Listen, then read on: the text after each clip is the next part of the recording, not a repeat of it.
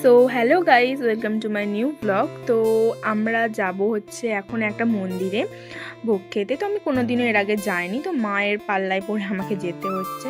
মা বললো চ আমি একা যাব, তো তারপর দেখছি ঠাম্মাও যাচ্ছে, তো আমি বললাম চলো তাহলে যাই।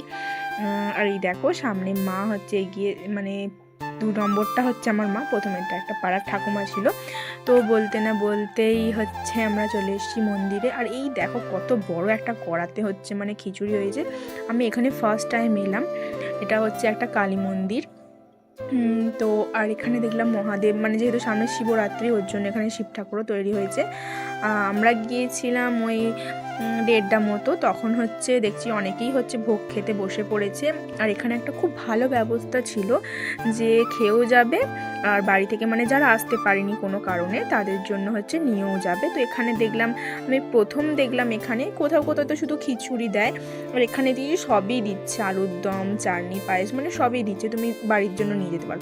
আর এই দেখো এটা হচ্ছে কালী মায়ের হচ্ছে মূর্তি আর কি, মানে ফটো বিক্রি করছিল এখানে। আর আমি এখানে গিয়েছিলাম হচ্ছে একটু টিপ করতে। তো এত ভিড়, মানে চেপে দিচ্ছে পুরো একদম।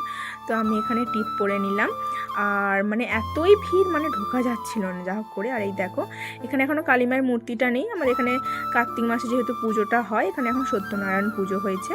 তো তারপর বাপি যেহেতু যেতে পারেনি, তার জন্য মা বাপির জন্য একটু ভোগ নিয়ে নিল। তো তারপর আমরা ভোগটাই আগে নিয়ে নিলাম, কারণ যাওয়ার পর আর ভোগ নিলে হচ্ছে দেরি হয়ে যেত, তাই সকাল সকালেই চলে গেছিলাম, তার জন্য ভাবলাম আগে ভোগটাই নিয়ে নিই।